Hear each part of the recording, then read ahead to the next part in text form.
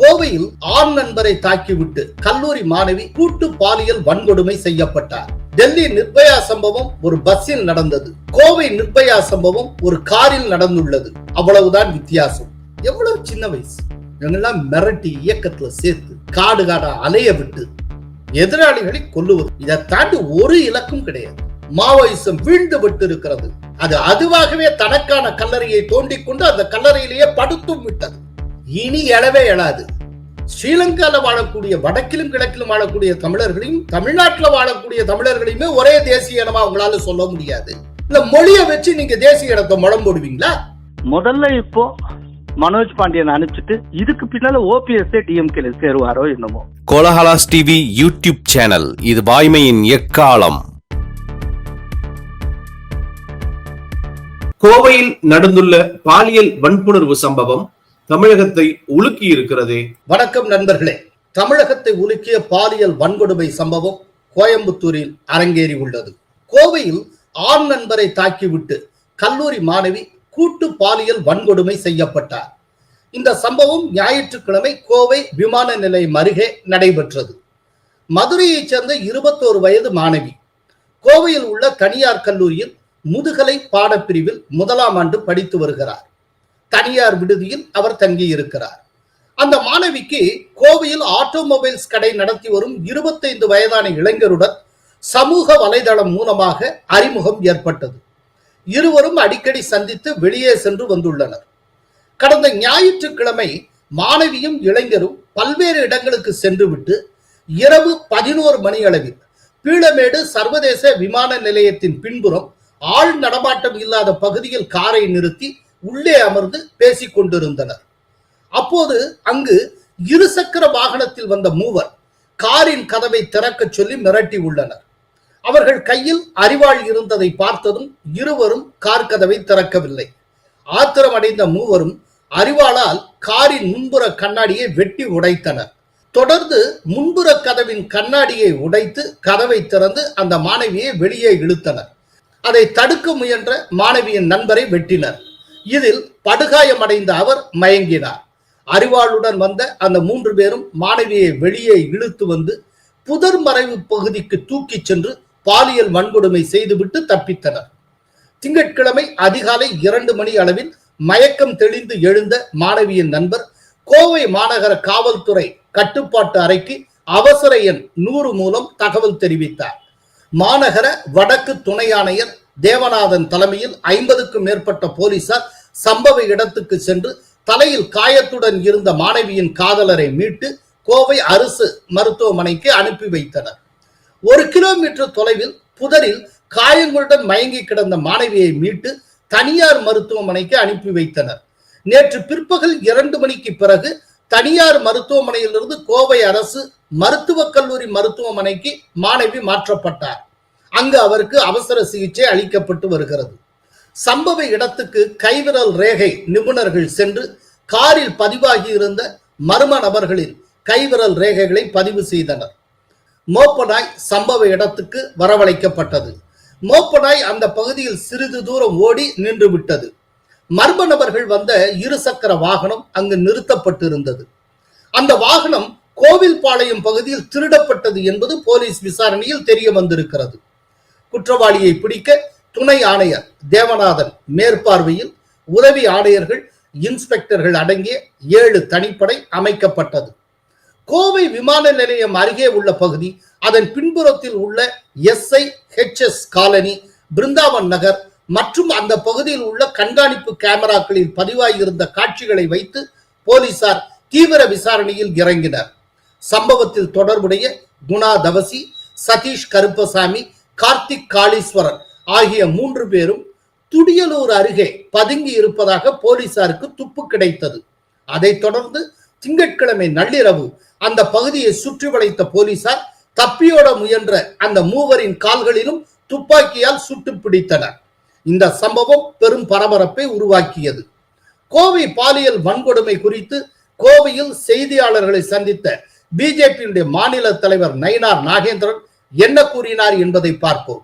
கோவையில் ஆண் நண்பருடன் காரில் இருந்த கல்லூரி மாணவி கூட்டு பாலியல் வன்கொடுமை செய்யப்பட்டிருக்கிறார். பெண்களுக்கு எதிரான பாலியல் மாடல் ஆட்சியாக திராவிட மாடல் அரசு விளங்குகிறது. பெண்களுக்கு எதிரான குற்றங்கள் 60% அதிகரித்துள்ளன. 2025 மே 5ஆம் தேதி வரை 18,200 பாலியல் பலாத்கார குற்ற சம்பவங்கள் திராவிட மாடல் ஆட்சியில் நடந்துள்ளன. தவிர 6,000 கொலை குற்றங்கள், 31 லாக்அப் மரணங்கள், 15% குழந்தைகளுக்கு எதிரான சம்பவங்கள் நடந்துள்ளன. போக்சோ வழக்குகள் 50%க்கும் அதிகமாக உள்ளன. இரவு நேரங்களில் பெண்களுக்கு பாதுகாப்பு இல்லை. பெண்களுக்கு எதிரான குற்றங்கள் 60% பெண்களுக்கு எதிரான குற்றம். மே மாதம் வரைக்கும் 18,200 பாலியல் பலாத்காரங்கள் இந்த ஆட்சியில் நடைபெற்றிருக்கு. இதற்கு பெயர் தான் திராவிட மாடல் ஆட்சி. 18,200 6,000 கொலை குற்றங்கள் நடந்திருக்கிறது. 31 லாக்அப் டெத் மரணங்கள் நடந்திருக்கிறது. குழந்தைகளுக்கு எதிரான குற்றங்கள் 15% அதிகமாயிருக்கிறது. போக்சோ குற்றங்கள் 50% அதிகமாயிருக்கிறது. இது போன்ற சம்பவம் மீண்டும் நடைபெறாத வகையில் அரசு கடும் நடவடிக்கை எடுக்க வேண்டும். பெற்றோரும் தங்கள் குழந்தைகளின் நடவடிக்கைகளை கண்காணிக்க வேண்டும். தமிழகம் முழுவதும் சட்டம் ஒழுங்கு சீர்கெட்டு இருக்கிறது. கஞ்சா பொருட்களின் 2வது தலைநகராக கோவை மாவட்டம் விளங்கி வருகிறது. இந்த உண்மையை வெளியே கூறினால் தன்னுடைய உயிருக்கே ஆபத்தாகிவிடும் என காவல்துறை உயர் அதிகாரி ஒருவர் கூறியிருக்கிறார். கோயம்புத்தூர்ல கஞ்சா போதைப் பொருள் அதிகமாக இருக்கிறது. மெத்துப்பட்டை அதிகமாக இருக்கிறது.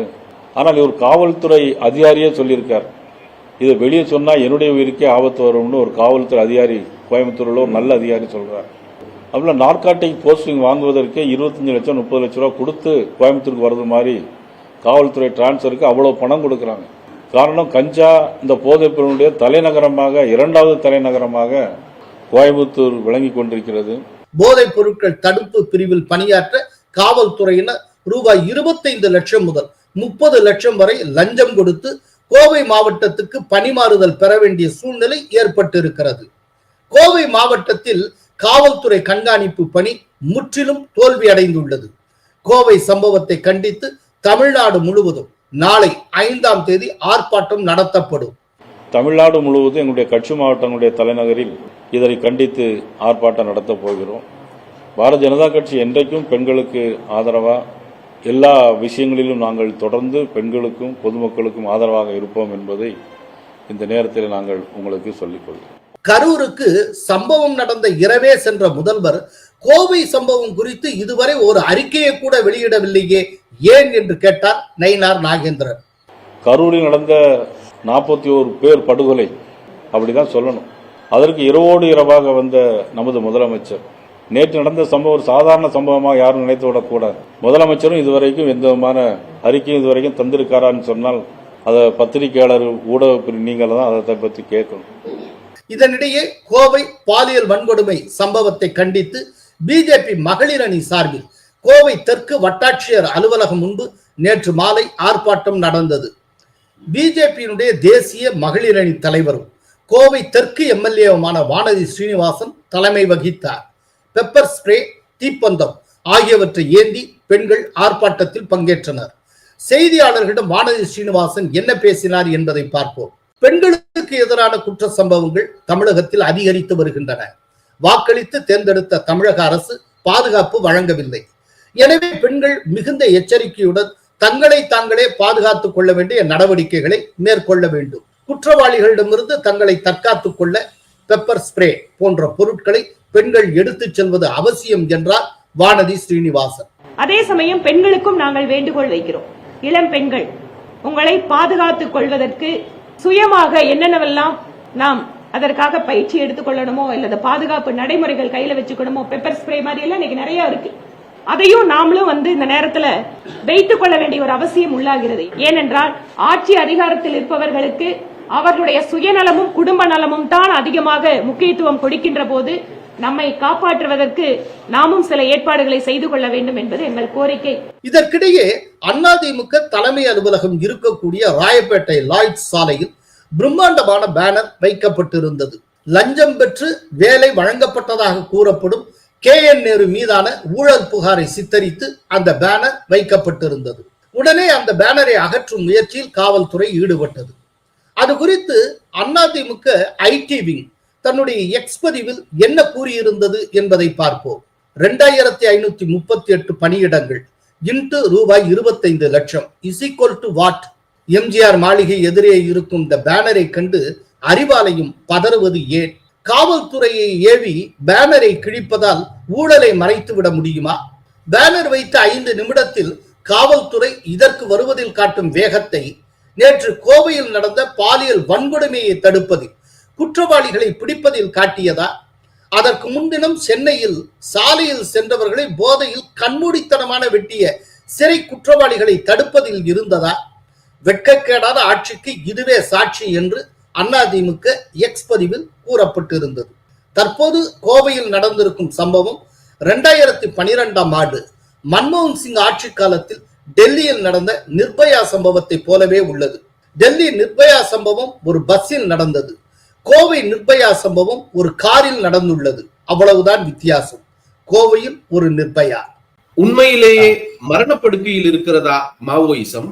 மெய்யாகவே மரணப்படுக்கையில் இருக்கிறது மாவோயிசம். அதாவது மாவோயிசத்துக்கு ஒரு மரணடி கொடுத்திருக்கிறார் மோடி. மோடியின் தலகர்த்தராக இருக்கக்கூடிய அமித்ஷா அவர்கள் ஒரு டெட்லைன் பிக்ஸ் பண்ணி இத்தனாம் தேதிக்குள்ள இந்தியாவிலிருந்து மாவோயிசத்தை 100% அகற்றுவோம் அப்படின்னு சொல்லி உறுதி பூண்டு அதனை செயல்படுத்தி வருகிறார். இதை சொல்லிட்டு தெளிவா செஞ்சிருக்காங்க. இது எந்த ஒளிவு மறைவும் கிடையாது, மூடி மறைக்கல. 2026 மார்ச் மாத இறுதிக்குள் மாவோயிசம் என்பது இந்தியாவில் இருக்காது. ஒரு மாவோயிஸ்ட் கூட இந்தியாவில் இருக்க மாட்டாங்க. ஒன்னு மாவோயிஸ்டுகள் அவங்களா சரண்டர் ஆகி மெயின் ஸ்ட்ரீம் லைஃபுக்குள்ள வந்தாகணும். அப்படி சரண்டர் ஆகலையா சாகிறதுக்கு தயாராகும். இந்த ரெண்டுக்குள்ள ஒரு ஆப்ஷன், வாழ்வது இல்லாட்டி சாவது. और 2026-31 मार्च को नक्सलवाद इस देश से समाप्त हो जाएगा। फिर से एक बार नक्सलियों को कहना चाहता हूं, हथियार डाल दीजिए, आप भी सरेंडर करिए, मगर सरेंडर नहीं करेंगे तो हमारी कार्य योजना है और हम सरेंडर करें या न करें इस देश को नक्सलवाद से मार्च 26 तक मुक्त करा दे। தங்கள்கிட்ட இருக்க ஆயுதங்களை சரண்டர் பண்ணிட்டு தெளிவா வெளியில வந்துடும். காட்டை விட்டு நாட்டுக்குள்ள வந்துடும். காட்டை ஃப்ரீ ஆக்கிறோம். காடு விலங்குகளுக்கு மட்டும்தான். இதுதான் அவர்களுடைய. அப்படி இல்ல நான் சரண்டர் ஆக மாட்டேனா சாகிறதுக்கு தயாரா களை எடுத்துரும். தெளிவா டெட்லைன் பிக்ஸ் பண்ணி அடிச்சு தூக்கியிருக்காங்க, ஸ்கெட்ச் போட்டு தூக்கியிருக்காங்க. இதுதாங்க மோடி கவர்மெண்ட். அதாவது முன்னால சுஷ்மா ஸ்வராஜ் சொன்னது, நேபாளில இருக்க பசுபதியில இருந்து தென்னிந்தியால இருக்கக்கூடிய திருப்பதி வரைக்கும் ஒரு ரெட் காரிடார், சிவப்பு தாழ்வாரம் இருக்கிறது. அது மாவோயிஸ்டுகளுடைய அட்டகாசம் நடந்து கொண்டிருக்கிறது. கம்ப்ளீட்டா ஒடுக்கிட்டாங்க. இப்ப மோடி அவர்கள் ரொம்ப ரீசெண்டா பிரச்சார கூட்டத்துல பேசுறப்போ சொல்லி இருக்கிறார், ஒரு காலத்துல 125 மாவட்டங்களில் கொடிகட்டி பறந்த மாவோயிஸ்டுகளுடைய ஆதிக்கம் இன்றைக்கு வெறும் 3 மாவட்டங்களுக்குள் சுருக்கப்பட்டு விட்டது. அத்தனை பேர் சரண்டர் ஆறாங்க. அவர்கள் உயிரை விடுவதற்கு தயாராக இல்லை. ஏன்னா இலக்கு இல்லாமல் போராடி கொண்டு இருக்கிறார். இந்த மாவோயிசத்துடைய வீழ்ச்சி அப்படிங்கிறது எங்க ஆரம்பமாகிறது அப்படிங்கிறத பார்க்கணும். முதல்ல அந்த தோல்விங்கிறது சித்தாந்த தோல்வியிலிருந்து தொடங்குகிறது. அவங்க என்ன இலக்கு அது தெரியல. இப்ப என்ன அவங்களுடைய கண்ட்ரோல்ல இருக்கக்கூடிய பகுதியில் அவங்க தனி ஆட்சி நிறுவ போகிறார்களா, ஏதாவது தனி மாநிலமா ஏதாவது கேட்டு பண்றாங்களா, இல்லாட்டி தனி நாடு கேட்டு போராடுகிறார்களா, இல்லாட்டி அதிகாரத்தை கைப்பற்றுவது அப்படின்னு வேற சொல்றாங்க. அதிகாரத்தை எப்படி கைப்பற்ற போறாங்க? இந்தியாவை அதிகாரத்தை கைப்பற்றக்கூடிய முயற்சி எதுவும் நாடாளுமன்ற ஜனநாயகத்தின் ஊடாகத்தான் செய்யவே முடியும். வேற எந்த விதத்திலுமே இங்க அதிகாரத்தை கைப்பற்ற முடியாது. ஆனால் இந்த நக்சல்ஸ் மாவோயிஸ்டுகளுக்கு நாடாளுமன்ற ஜனநாயகத்துல நம்பிக்கை கிடையாது. நாடாளுமன்றத்தின் பாதை திருடர்கள் பாதை. நாடாளுமன்றவாதிகள் அத்தனை பேர் திருடர்கள் அப்படின்னு சொல்லக்கூடிய. அப்படிங்கிறப்போ ஒரு ஆயுத போராட்டத்தின் மூலமாக அதிகாரத்தை கைப்பற்றி விட முடியுமா? ஆயுத போராட்டத்தின் மூலமாக நீங்கள் அதிகாரத்தை கைப்பற்ற முடியும் என்றால் எவ்விதமான சூழலில் அது சாத்தியம்? நீங்கள் யாரை எதிர்த்து போராடுகிறீர்களோ அவர்கள் உங்களை காட்டிலும் குறைவான ஆயுதங்களை பெற்றிருந்தார், உங்களை காட்டிலும் பலவீனமானவர்களாக இருந்தால் அப்போது நீங்கள் ஆயுதம் மூலமாக அதிகாரத்தை வென்றெடுக்கலாம். இங்க அப்படி இல்லை. இங்க இருக்கிற மாவோயிஸ்டுகளை விட மிக மிக பலம் பொருந்தியது இங்க இருக்கிற அரசு என்கிற அமைப்பு, இங்க இருக்கிற ராணுவ கட்டமைப்பு, காவல்துறை கட்டமைப்பு மிக மிக வலிமை பொருந்தியது. அப்படிங்கிறப்ப இது எப்படி சாத்தியம்? இப்போ ஒரு காலத்துல நீங்க ஸ்ரீலங்கால எல்டிடி கொடிகட்டி பறந்த ஒரு காலத்தை கொஞ்சம் நினைவு கூறுவோம். ஏன்னா எனக்கு ஸ்ரீலங்கன் பாலிடிக்ஸ் ரொம்ப பரிச்சயம் உண்டு, அதனால ஒரு நினைவு கூறலாக சொல்ல விரும்புகிறேன். அன்னைக்கு ஸ்ரீலங்கால எல்டிடி கையில் இருந்த ஆயுதங்கள், அதுவும் அவங்க கையில இருந்த சொபிஸ்டிகேட்டட் வெப்பன்ஸோட கம்பேர் பண்ணா ஸ்ரீலங்கா ராணுவத்திட்ட இருந்த ஆயுதங்கள் ரொம்ப ஒரு சொற்பமான சொபிஸ்டிகேஷனோட இருந்து எல்டிடியோட தாக்கு பிடிக்கவே முடியாது. ரொம்ப முன்னால எனக்கு நல்லா நினைவுல இருக்கு, கனடால இருந்து வந்த ஒரு நியூஸ் ரிப்போர்ட் என்ன கூறியது அப்படின்னா, வருஷா வருஷம் எல்டிடியை போடுகிற ராணுவ பட்ஜெட்ல 75% அளவுக்கு தான் ஸ்ரீலங்கா அரசனுடைய ராணுவ பட்ஜெட்டே இருக்கு அப்படின்னா. அன்னைக்கு வந்து ஸ்ரீலங்கா ராணுவத்தினுடைய ராணுவ பட்ஜெட்டை காட்டிலும் எல்டிடியுடைய ராணுவ பட்ஜெட் அதிகம். அவர்களுடைய ஆயுதங்களை காட்டிலும் வலிமையான மிக சிறப்பான ஆயுதங்கள் எல்டிடியிடம் இருந்தன. அதனால எல்டிடியை எதிர்த்து சமாளிக்க முடியாது அப்படின்னு கருதி ஒரு காலத்துல ஸ்ரீலங்கா ராணுவத்துல ஒர்க் பண்ணவங்க ஏராளமான பேர் பாதியிலேயே ராணுவத்தை விட்டு ஓடி போயிடுவாங்க. உலகத்திலேயே ராணுவத்தை விட்டு ஓடக்கூடியவர்களின் எண்ணிக்கை அதிகமாக இருந்தது இலங்கை ராணுவத்தில் தான். அந்த அளவுக்கு எல்டிடியை கண்டு அவர்களுக்கு மிரட்சி இருந்தது. காரணம், அவர்கள் பலவீனமான இடத்தில் இருந்தார்கள், அவர்கள் கையில பலமான ஆயுதங்கள் இல்லை.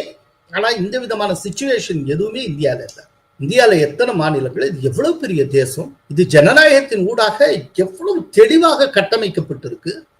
இப்படி ஒரு கட்டமைப்பு இருக்கிறதுனால தான் எந்த ஒரு புரட்சியும் எந்த ஒரு வேற விதமான நெகட்டிவான எழுச்சியும் இந்தியாவில் ஏற்பட்டதே இல்லை. இப்ப ரீசெண்ட் டேஸ்ல நம்ம பார்த்திருக்கோம், இந்த விவசாயிகள் போராட்டங்கிற பேர்ல 2 மாநிலங்களை சேர்ந்த பண்ணை முதலாளிகள் காலிஸ்தான் பயங்கரவாதிகள் பின்னணியோட ஆம் ஆத்மி கட்சியினுடைய ஓபன் சப்போர்ட்டோட பண்ணாங்க. செங்கோட்டையில போய் என்ன அராஜகம் பண்ணாங்க, ஒரு குடியரசு தினத்தன்னைக்கு செங்கோட்டையில தேசிய கொடியை இறக்கிட்டு அவர்களுடைய காலிஸ்தான் கொடியை பறக்க விட்டார். இந்த காட்சியை நம்ம எல்லாம் பார்த்தோம். என்ன ஆயிடுச்சு, அதுக்கு மேல ஆட்சி மாற்றம் வந்துருச்சா? இதே விதமான இந்த லெவல் ஆஃப் போராட்டம் தான் பங்களாதேஷ் நடந்தது. ஷேக் ஹசீனா அந்த நாட்டை விட்டே ஓடி வந்தாங்க, அந்த நாட்டினுடைய பிரதமர் இன்னொரு நாட்டுக்கு ஓடி வந்துட்டாங்க. அந்த மாதிரி ஏதாவது இந்தியாவில் நடந்ததா?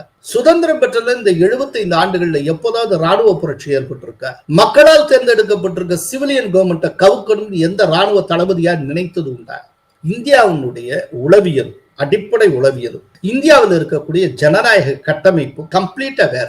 அது எப்போதுமே ஆயுதம் தாங்கிய போராட்டத்துக்கு சாதகமாக ஏதுவாக இருந்ததே கிடையாது. அதனாலதான் மகாத்மா காந்தி ஆயுதமற்ற ஒரு போராட்டத்தை இந்தியாவுக்கு இன்ட்ரோடியூஸ் பண்ண, அகிம்சை போராட்டம். அது வெற்றி பெறுது. மற்ற எல்லா நாட்டிலையும் சுதந்திர போராட்டம் அப்படின்னாலே அது ஆயுதம் தாங்கிய போராட்டமா இருக்கும். ஆனால் மிகப்பெரிய மக்கள் தொகை கொண்ட இந்தியால அதுக்கு நேர்மாறான போராட்டம் தான் வெற்றி கண்டது. இது இந்தியன் சைக், இந்தியாவுக்கென்றே இருக்கக்கூடிய ஒரு அடிப்படையான உளவியல். இந்த உளவியல் மாவோயிஸ்டுகளுக்கு தெரியாது. காரணம், அவர்கள் பெற்றிருக்கக்கூடிய சித்தாந்தமே வெளிநாட்டிலிருந்து இறக்குமதி செய்யப்படும் இரவல் சித்தாந்தம். இந்தியாவில் போராடி கொண்டிருக்கிற மாவோயிஸ்டுகள் தங்களுக்கான சித்தாந்தத்தை தாங்களே உருவாக்கி இருக்க வேண்டும். அவர்கள் வெளிநாட்டு சித்தாந்தத்தை இரவல் பெற்றுவிட்டு அதை இந்தியாவில் விதைக்கணும்னா வாடிப்பட்டியில ஆப்பிள் முளைக்குமாங்க?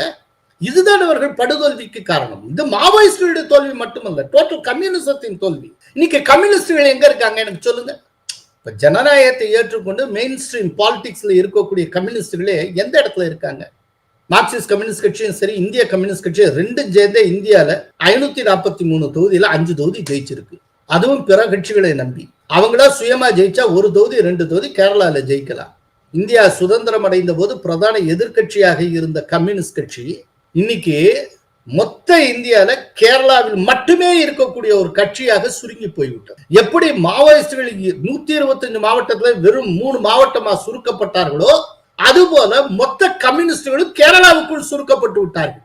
ஒரு டயத்துல 33 வருஷம் வெஸ்ட் பெங்கால்ல ஆட்சி செய்த மார்க்சிஸ்ட் கம்யூனிஸ்ட் கட்சி இன்னைக்கு வெஸ்ட் பெங்கால்ல ஒரு தொகுதியிலேயே டெபாசிட் பெறுமா அப்படிங்கிறது சந்தேகம். அந்த இடத்துல அவங்க இருக்காங்க. அப்படின்னா எவ்வளவு பிரமாதமா ஆட்சி பண்ணியிருப்பாங்க நீங்க பாருங்க. பட் அதே அளவுக்கு தொடர்ந்து குஜராத்தை ஆட்சி செய்திருக்கிற பிஜேபி மீண்டும் மீண்டும் தேர்ந்தெடுக்கப்படுகிறது. அங்க ஆன்டி இன்கம்பன்சியே இல்ல, ப்ரோ இன்கம்பன்சி வேவ், தேர்தலுக்கு தேர்தல். அது எப்படி? அதனால இந்த மாவோயிசத்தின் வீழ்ச்சி அப்படிங்கிறது சித்தாந்தத்தின் வீழ்ச்சி. அதாவது 90கள் 89லயே கார்பச்சேவ் பீரியட்லேயே சோசியலிசம் அது முளைவிட்ட ரஷ்யாவிலேயே கல்லறைக்கு போய்விட்டது. சோ இந்த 90க்கு அப்புறம் யாராவது ஒருத்தர் கம்யூனிசம், சோசியலிசம், மாவோயிசம் இதையெல்லாம் தொடர்ந்தார்கள் அப்படின்னா அவர்கள் இந்தியாவுக்கான அரசியலை புரிந்து கொள்ளாதவர்கள் அப்படின்னு பொருள். 90கள்லயே சோசியலிசம் செத்தாச்சு. சோசியலிசத்தினுடைய மேம்பட்ட வடிவம் தான் கம்யூனிசம். சோசியலிசமே கல்லறைக்கு போனதுக்கு அப்புறம் இந்த கம்யூனிசத்துக்கு மாவோயிசத்துக்கு என்ன வேலை இருக்கு? பாவம், இலக்கே இல்லாம எத்தனையோ மாவோயிஸ்டுகள், பெரும்பாலும் அவர்கள் பழங்குடியினர். அதுலயும் மாவோயிஸ்ட் லீடர்ஸ் அத்தனை பேர் இங்க அவங்க ஆப்ரேட் பண்றது சத்தீஸ்கரா இருக்கும், அவங்க ஆப்ரேட் பண்றது ஒடிஷாவா இருக்கும். ஆனா அவங்க ஃபுல்லா தெலுங்கானா ரீஜனை சேர்ந்த, பெரும்பாலும் தெலுங்கு பேசுகிறவர். யோசிச்சு பாருங்க, இதுல இருக்கக்கூடிய உள் முரண்களை பாருங்க. இந்த மாவோயிஸ்ட் லீடர்ஸ் வந்து வெவ்வேறு ரீஜன்ல, குறிப்பா சத்தீஸ்கர், ஒடிஷா, பீகார் ஒரு சில பகுதியில் இங்கெல்லாம் ஆப்ரேட் பண்றாங்க. இதுதான் அவர்களுடைய கேந்திரமான இடமாக அவர்கள் ஆப்ரேட் பண்ணிட்டு இருக்காங்க. ஏன்னா ஆந்திரால அவங்களால இனிமேல் பஜனை பண்ண முடியாது. ரைட். மாநிலத்துக்கு மாநிலம், ஒவ்வொரு மாநிலத்தையும் அதை வந்து ஒவ்வொரு மாநிலத்தில் இருக்கிறவர்களையும் தனி தேசிய இனம் என்று சொல்லக்கூடிய மாவோயிஸ்டுகள் முழுக்க முழுக்க ஆந்திரத்தை சேர்ந்தவர்கள் சத்தீஸ்கர்ல அவங்க மாவோயிசத்தை ரன் பண்ணிட்டு இருப்பாங்க. நான் கேட்கிறேன், இப்போ அவர்களுடைய பார்வையிலே பார்த்தா சத்தீஸ்கர்ல இருக்க தனி தேசிய இனம், இவர்கள் ஆந்திர மாநிலத்தை சார்ந்தவர்கள், இவர்கள் தெலுங்கு தேசிய இனத்தை சார்ந்தவர்கள். எனக்கு தேசிய இனங்கள்ல வேறுபட்ட பார்வை உண்டு. அவர்கள் தேசிய இனம் அப்படிங்கிறதுக்கு சொல்ற வரையறையை நான் ஏற்றுக்கொள்வதில்லை. ஆனா அவங்க பார்வையிலேயே பார்த்தா தெலுங்கு தேசிய இனத்தை சார்ந்தவர்களுக்கு ஒடிஷா காடுகளில் என்ன வேலை, தெலுங்கு தேசிய இனத்தை சார்ந்தவர்களுக்கு சத்தீஸ்கர் காடுகளில் என்ன வேலை? சத்தீஸ்கர்ல மாவோயிசத்தை சத்தீஸ்கர் தேசிய இனத்தை சார்ந்தவர்கள் தானே முன்னெடுத்திருக்க வேண்டும். அதே போலத்தான ஒடிஷா தேசிய இனத்தை சார்ந்தவர்கள் முன்னெடுத்திருக்க வேண்டும். ஆந்திரால இருக்கக்கூடிய தெலுங்கு தேசிய இனத்தை சார்ந்தவர்களுக்கு அங்கே என்ன வேலை? இவர்கள் சொல்லுகிற சித்தாந்தத்துக்கு இவர்களுடைய நடைமுறைக்குமே ஒரு சம்பந்தம் இல்லையே. எதை வச்சு இவர்கள் தேசிய இனம் பற்றி பேசிக் கொண்டு இருக்கிறார்? அர்த்தமற்றது. எங்காவது மொழியை வைத்து யாராவது தேசிய இனம் பற்றி பேசுவார்களா? இப்ப இங்கிலீஷை வச்சு நீங்க தேசிய இனத்தை மதிப்பீடு செய்வீங்களா? இங்கிலீஷ் வந்து அமெரிக்கால இருக்கிறவனுக்கு தாய்மொழி, இங்கிலாந்துல இருக்கிறவனுக்கு தாய்மொழி, ஆஸ்திரேலியால இருக்கிறவனுக்கு தாய்மொழி. இப்ப இந்த 3 பேரும் ஒரே தேசிய இனமா?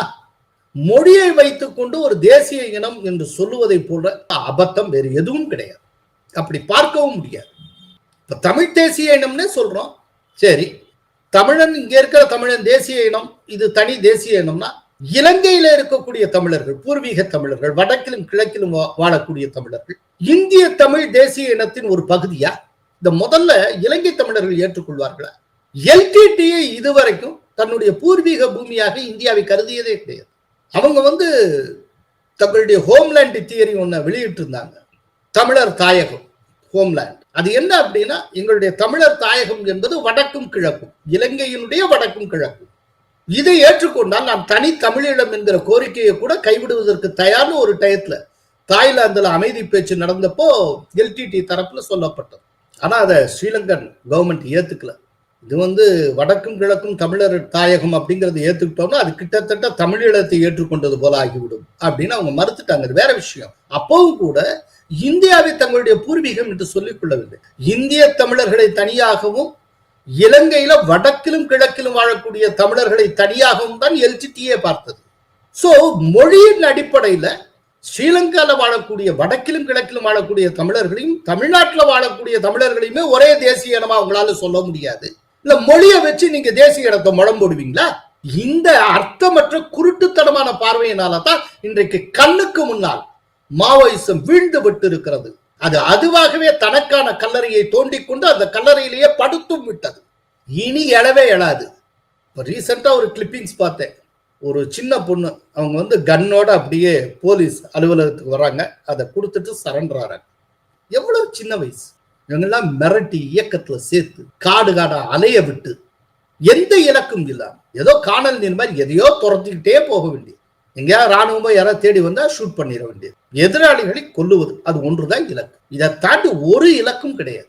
எதுக்காக இப்படி போராடுறோம்? எதுக்காக உயிரை விடுறோம்? எதுக்காக ஓடி ஓடி ஒளிஞ்சு காட்டிலையும் மலையிலையும் அலைஞ்சுக்கிட்டு மழை வெயில்ல அர்த்தம் இல்லாமல் தொடர்ந்து துரத்தி கொண்டே ஓடுகிறோமே. துரத்திக்கிட்டே இருக்காங்க, ஆனா எதை துரத்துகிறோம்னு அவர்களுக்கு தெரியாது. கடைசியில ஒரு வழியாக மாவோயிசம் என்கிற அதிபயங்கரம் முடிவுக்கு வந்திருக்கிறது. உண்மையிலேயே இதை முடிவுக்கு கொண்டு வந்த அமித்ஷா அவர்களுக்கு ஸ்கெட்ச் போட்டு கொடுத்த மோடி அவர்களுக்கு கோடாடு கோடி நன்றி. ஓபிஎஸ் அணியை சேர்ந்த அதிமுக எம்எல்ஏவான மனோஜ் பாண்டியன் திமுகவில் இணைந்து விட்டாரே. முன்னாள் சபாநாயகர் PH பாண்டியன் மகனான மனோஜ் பாண்டியன் தொடக்கத்திலிருந்தே ஓபிஎஸ் ஆதரவாளராக தன்னை அடையாளப்படுத்தி கொண்டவர். ரொம்ப ஒரு தீவிர ஆதரவாளராக இருந்தவர். கிட்டத்தட்ட அந்த ஏடிஎம்கே சேர்ந்த அத்தனை பேருமே எடப்பாடிக்கு பின்னால அணிவகுத்த போதும் அவர் ஓபிஎஸ் பின்னாலேயே நின்றவர். இன்றைக்கு அவர் ஓபிஎஸ் விட்டுட்டு அவர் டிஎம்கேல் சேர்ந்திருக்கிறார். இல்ல 2 விதமான கருத்து உண்டு. என்ன அப்படின்னா, இனிமேலும் ஓபிஎஸ் நம்பி ஒரு புண்ணியம் இல்லை. ஓபிஎஸ்க்கு பெருசா இனி அரசியல் வாழ்க்கைன்னு ஒண்ணு கிடையாது. ஓபிஎஸ் அரசியல் முடிவுக்கு வந்து விட்டது. அதனால இனி ஓபிஎஸோட தொடர்வதில் எந்த அர்த்தமும் இல்லை அப்படிங்கிற ஒரு முடிவெடுத்து அதனால டிஎம்கேல சேர்ந்திருக்கலாம். அல்லது முதல்ல இப்போ மனோஜ் பாண்டியன் அனுப்பிச்சிட்டு இதுக்கு பின்னால ஓபிஎஸ்ஏ டிஎம்கேல சேருவாரோ என்னமோ, அது நமக்கு தெரியாது. ஆனால் மனோஜ் பாண்டியன் இப்ப திமுக சேர்ந்ததன் மூலமா ஒரு விஷயம் நிரூபணம் ஆகியிருக்கு. சில நாட்களுக்கு முன்னால பிரஸ் மீட்ல எடப்பாடி பழனிசாமி ஒன்றை சொல்லி இருந்தார். ஓபிஎஸ், டிடிவி தினகரன், செங்கோட்டையன் இவர்களெல்லாம் டிஎம்கே பி டீம் என்று கூறியிருந்தார். இப்போ அவர் யாரை பார்த்து பி டீம்னு சொன்னாரோ, இப்போ அவங்க கூடவே இருக்கிற நிழலாக இருந்த ஒருவர் திமுக பக்கமே சென்றிருக்கிறார். சோ எடப்பாடி சொன்னது ஒவ்வொன்றாக நிஜமாகி வருகிறது. அதை இந்த சம்பவம் உறுதி செய்கிறது. ஓபிஎஸ்ஸின் வலதுகரமாக இருந்தவரே திமுகவுக்கு சென்று விட்ட பிறகு ஓபிஎஸ்ஸின் அரசியல் என்னவாகும்? ஏன் இப்போ அவர் போகலனா மட்டும் அவருடைய அரசியல் எதிர்காலம் ரொம்ப பிரகாசமா இருந்துருமா? ஏங்க, அவர் நேற்றுக்கு வரைக்கும் எந்த கட்சியினுடைய ஒருங்கிணைப்பாளராக இருந்தாரோ அந்த கட்சியில இருக்கிறவங்கள யாருமே அவர் பின்னால இல்லை. அவர் 2022 பொதுக்குழுவின் போது திடீர்னு பாதியில இருந்துட்டு வாக் அவுட் பண்ணிட்டு வெளியில போறாரு. கிட்டத்தட்ட அந்த பொதுக்குழுல 2000 பேர் கூடியிருந்தாங்க. அவர் உண்மையிலே ஒரு பவர்ஃபுல் லீடர்னா என்ன நடந்திருக்கணும்? அந்த 2000 பேர்ல 1000 பேராவது அவரோட வெளியில வந்திருக்க வேண்டாமா? எண்ணி அவரையும் சேர்த்து மொத்தம் 4 பேர் தானங்க வெளியில வந்தாங்க. ஓபிஎஸ்க்கு எப்போதுமே பெரிய ஃபாலோயிங் கிடையாது. அதே போல ஓபிஎஸ் இதுக்கு முன்னால தர்ம யுத்தம் சொல்லிட்டு சசிகலாவுக்கு எதிராக ஒரு யுத்தத்தை தொடங்கினாரு 2017 பிப்ரவரியில. அப்போ ஓபிஎஸ்ஸையும் சேர்த்து எத்தனை பேர் இருந்தாங்க? 11 எம்எல்ஏக்கள் சப்போர்ட் தானே இருந்தது. அப்ப எடப்பாடி கொண்டு வந்த ட்ரஸ்ட் ஓட்டு, நம்பிக்கை வாக்கெடுப்புல ஓபிஎஸ் உள்ளிட்ட இந்த 11 எம்எல்ஏக்களும் அதிமுக அரசுக்கு எதிராக வாக்களித்தார்கள். அதாவது ஜெயலலிதா கவர்மெண்ட்டுக்கு எதிராக வாக்களிச்சாங்க. ஸோ எப்போதுமே ஓபிஎஸ்க்கு பெரிய ஃபாலோயிங் இருந்ததே கிடையாது. மக்கள் மத்தியிலும் இருந்தது கிடையாது, அவர் கட்சிக்குள்ளேயும் இருந்தது கிடையாது. ஸோ கட்சிக்கு உள்ளேயும் அவருக்கு ஆதரவு கிடையாது, வெளியேயும் ஆதரவு கிடையாது. ஆனால் அவர் ஒரு பெரிய சவுத் தமிழ்நாட்டில் ஒரு பெரிய லீடர் மாதிரி சித்தரிக்கிற வேலையை மீடியாக்கள் செய்து வந்தனர். மீடியாக்களுக்கு அதுல ஒரு கெயின் இருந்தது. ஏன்னா கிட்டத்தட்ட மோரலஸ் தமிழ்நாட்டில் இருக்க எல்லா காட்சி ஊடகங்களுமே டிஎம்கே காட்சி ஊடகங்கள் தான். அப்படிங்கிறப்போ தொடர்ந்து ஏடிஎம்கே ஏதோ ஒரு விதத்துல சின்னாபின்னமாகி கொண்டிருக்கிறது அப்படிங்கிற ஒரு தோற்றத்தை உருவாக்குவதன் மூலமாக அதிமுகவை தொடர்ந்து பலவீனப்படுத்த முடியும், டிஎம்கேவை பலப்படுத்த முடியும். இந்த ஒரு காரணத்துக்காக ஓபிஎஸ், டிடிவி தினகரன், இப்ப செங்கோட்டையன் இப்படி ஒரு பிரம்மாண்டமான தலைவர்கள் மாதிரியான தோற்றத்தை முனைந்து காட்சி ஊடகங்கள் உருவாக்கி கொண்டிருக்கின்றன. பாரதி சொல்லியிருக்கான், தோற்றம் பொய்யென உணர் அப்படின்னு. இதைத்தான் நான் தொடர்ந்து சொல்லிட்டு இப்ப பாருங்க, அப்படியே ஓபிஎஸ் நிழல் மாதிரி இருந்த மனோஜ் பாண்டியன் எங்க போய் ஐக்கியமாய் இருக்கிறார். வணக்கம். கோலஹலாஸ் டிவி யூடியூப் சேனல், இது வாய்மையின் எக்காலம்.